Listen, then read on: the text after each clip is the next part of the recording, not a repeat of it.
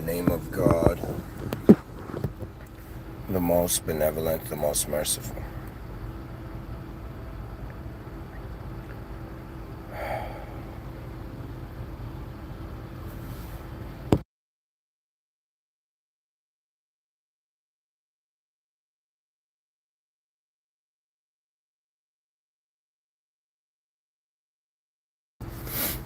And the most advanced.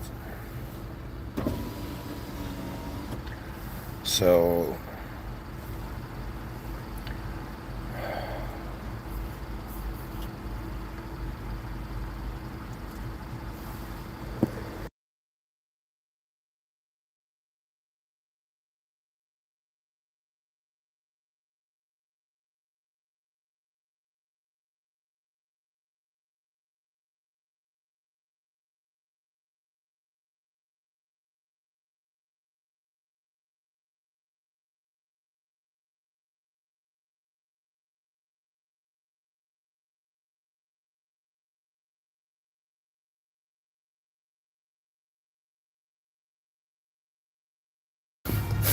okay. So, hello everyone. I have a bit of a sore throat.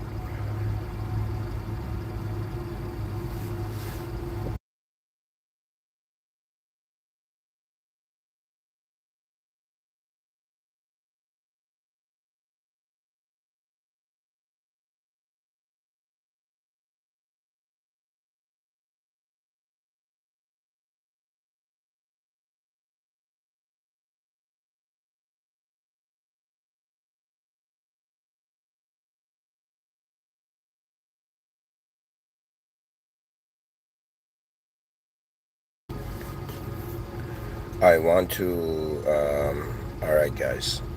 So, I don't know what's up with my voice. May God heal my voice instantly. Bismillahirrahmanirrahim. Really, the thing I want to read for you is I haven't really tried to tap into this dimension often because I guess I've had a different perspective on myself in regards to,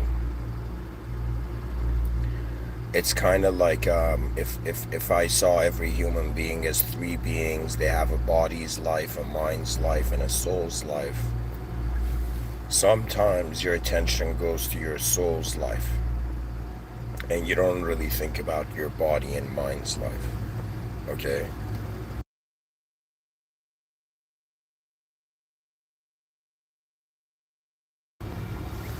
But the thing I want to share with you is more focused on bodies. Pretty much I asked AI about what common traits, or what is across all cultures and across all kinds of people that have existed,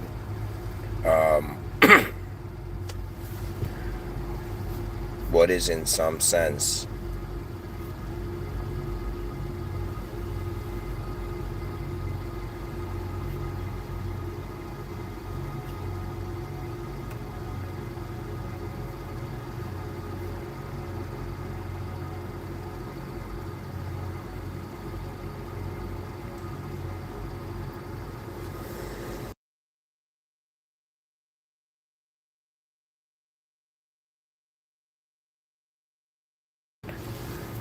pretty much what do relationships require,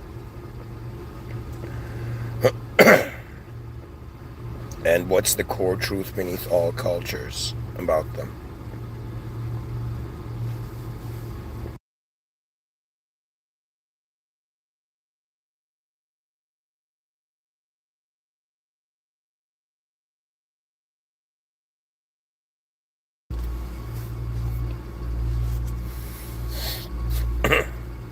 So I'm gonna read a paragraph and then I'm gonna break it, read the sort of open-ended, or I'll read that at the end. Actually, I'll read this.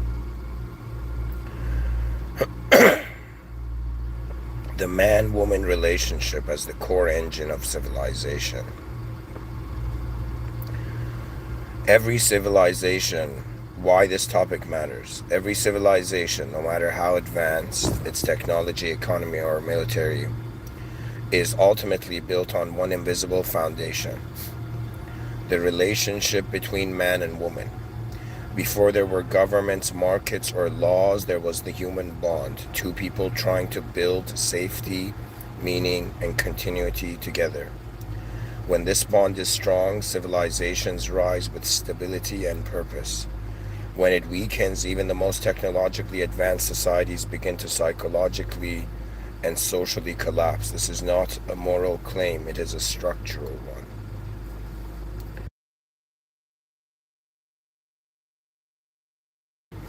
So, guys, I'm going into the research component first. The universal foundations across all human history. Across all cultures and eras, healthy man to woman relationships are built on the same core pillars: safety, mutual respect, honest communication, emotional and sexual bonding together, complementarity rather than competition, shared meaning, growth, and responsibility beyond the self. Safety allows vulnerability. Respect protects dignity. Communication keeps truth alive. Emotional and sexual bonding unify the nervous system and the soul. Complementarity allows each person to carry different strengths without shame. Shared meaning prevents emptiness. Growth prevents stagnation. And responsibility to something larger than pleasure, such as family, legacy, or purpose, gives the relationship gravity.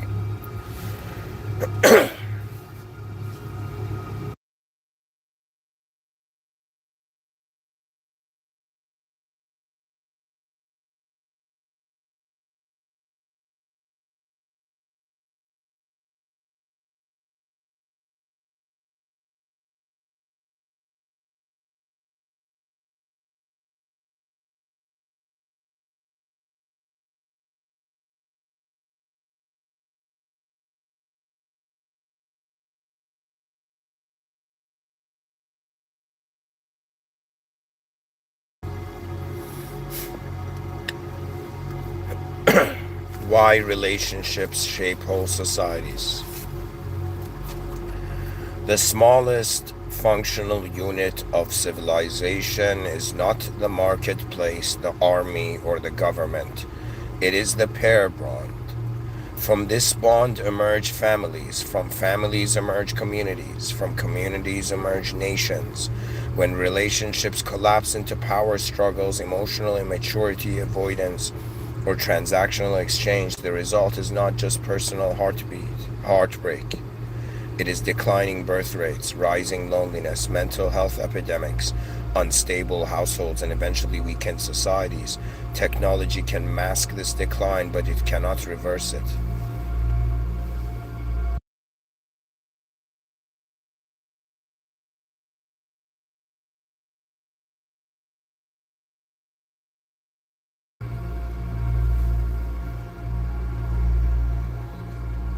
4. The modern disruption.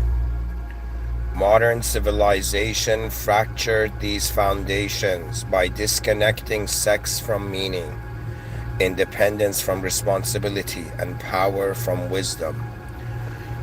Many relationships today are driven by fear of vulnerability, fear of dependence, fear of commitment, and fear of being replaceable. We now see people with unlimited access to pleasure, communication, and options, yet record levels of loneliness, anxiety, and relational confusion. This tells us clearly progress in tools does not equal progress in relational intelligence.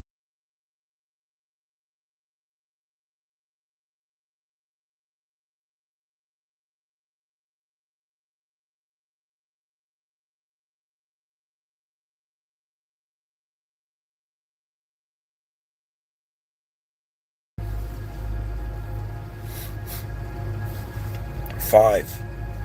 Masculine and feminine as functional forces.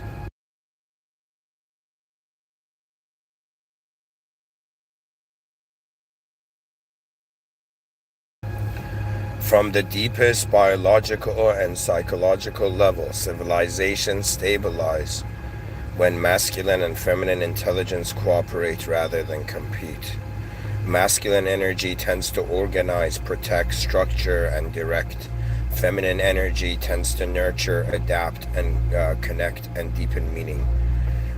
These are not rigid roles tied only to gender. They are functional forces that must be balanced. When one dominates or is shamed, societies swing into either tyranny or chaos. Wow. When they cooperate, both personal relationships and entire civilizations stabilize.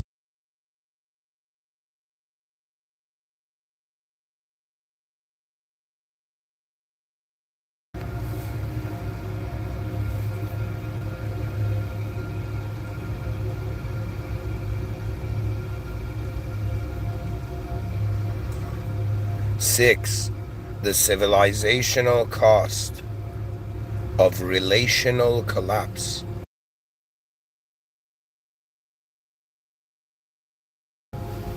When man woman relationships become hostile, detached, or purely transactional, societies pay the price through broken families, traumatized children, polarized genders, declining trust, and population collapse. No empire has ever fallen only from armies. It fell after the inner structure of relationships decayed.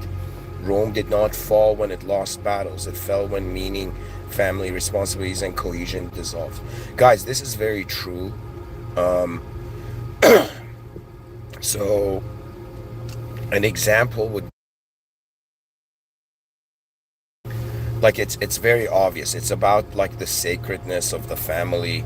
Do you know what I mean? If you were in a country where sorry to say this, but this is we do live in a reality like this. That do you know where there is, for example, man to woman relationships that are transactional in those societies? In some sense, you can see that the mothers are less, or how should I explain it to you? The archetype of the mother is less. You know, you could be a mother or a father, but doesn't mean you're fulfilling the archetype of the mother and the father. Okay, I'm not talking about this like in a spiritual way. I'm talking about this simply that there are rules, and based on your design, rules come along with it. Okay, if you're a strong person and you're in front of like a senior citizen, and they're trying to carry something heavy or get something from the shelf, by the nature, by the rule that of you being a tall or big guy, you help out. Do you understand? So your role is very crucial, something that we haven't been conditioned. But when we see the great men of old, like our great grandfathers or something, that's what got them through. That's what made them mighty. That's what made them alpha. Do you know, their alpha wasn't like everybody shut up, I decide the shots. Not at all. It was about the responsibility they can carry. Do you understand? Because we are not just creatures of mind. We cannot ignore the emotions of our species counterpart, like of our species. Do you understand? You know, there was a girl I had a crush on when I was in high school. This is like before 2011.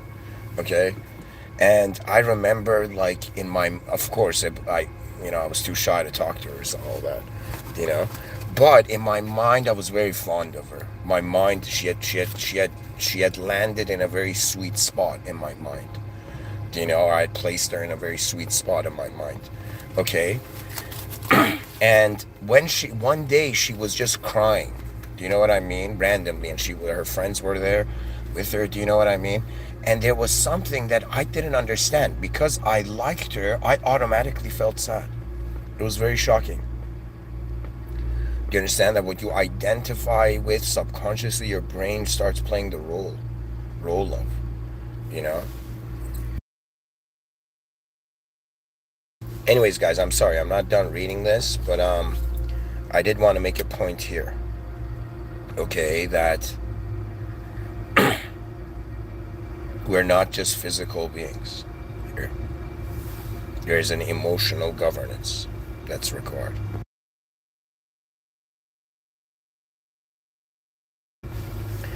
Anyways, I'll read that again. So the civilizational cost of relational collapse with man-woman relationships, when man-woman relationships become hostile, detached, or purely transactional. Societies pay the price through broken families, traumatized children, polarized genders, declining trust, and population collapse. So, guys, I think, I'm sorry to say this, but I'm just trying to correlate some things here. I think, but anyways, it says no empire has ever fallen only from armies. It fell after the inner structure of relationships decayed. Rome did not fall when it lost battles. It fell when meaning, family, responsibility, and cohesion dissolved. So, guys, um, if we see, for example, transgenderism as a sort of confusion of identity, okay, as a sort of confusion of identity, the person doesn't know or something has made them need to re-identify, from beyond their biology, right? So that's a sign of actually the inner relationship of the family unit breaking. That means, do you know what's going on? This is such a funny time. I can't believe I'm not married and I'm talking about this. But anyways, like, so what it is, I can envision it though. I can simulate it in my mind. So what it is that, ladies and gentlemen, in 2025, do you understand? At least the least we can do in regards to advancing civilization is, in some sense, stabilizing the inner the relationship of how a human being is raised. That means, if I was in charge of an advanced civilization, you don't understand. If I was in charge of civilization, what I would do, you know but the reason I think I'm not in charge of civilization is because the world has to go through these gradients. That means I could see up the ladder, and in my inner realms I've climbed up the ladder, but the species has to go step by step. To be honest, more than I feel like I'm a being that is living in this life, I feel like my mind already has lived this life once, and now it's coming back again. I'm on lap 2 of my same life.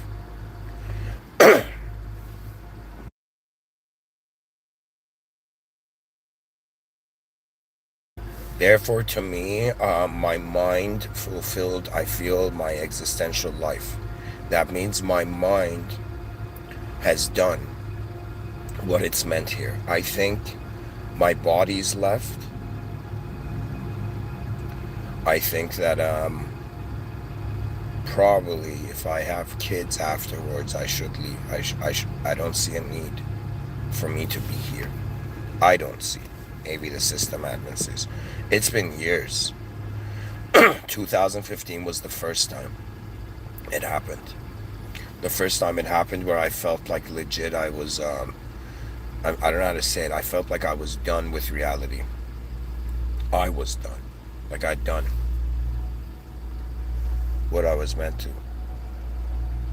So in other words, my mind has actually lived a life here already. And technically 12,000 times, even, you can say. Like, how many times have I logged into this world?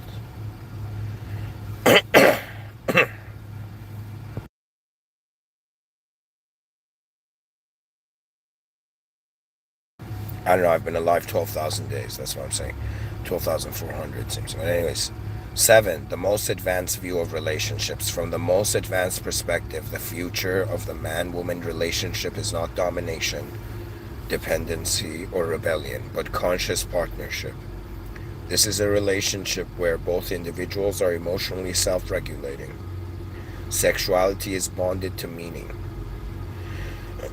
Independence exists alongside devotion.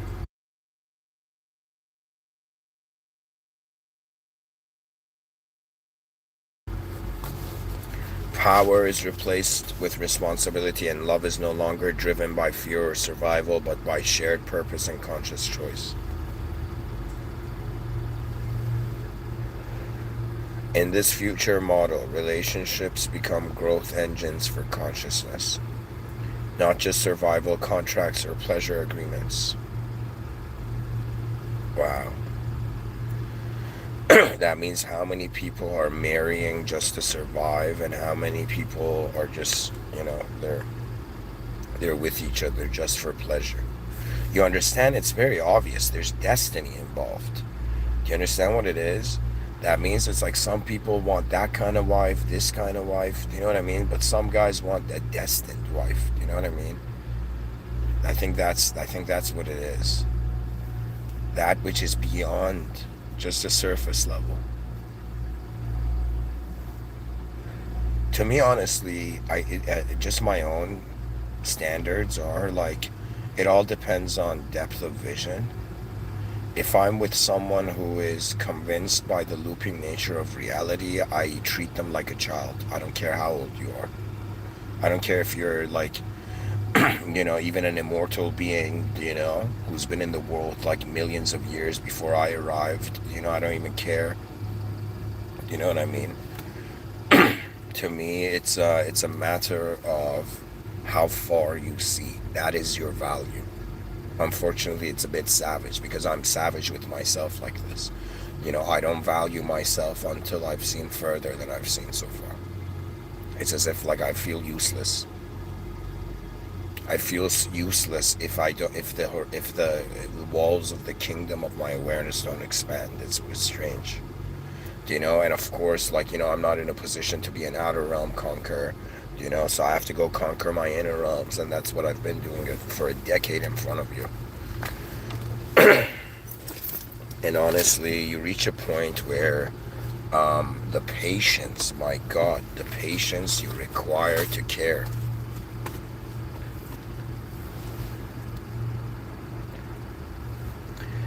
Anyways, I'm gonna keep reading. It says power is power is replaced with responsibility, and love is no longer driven by fear or survival, but by shared purpose and conscious choice. In this future model, relationships become growth engines for consciousness, not just survival contracts or pleasure agreements.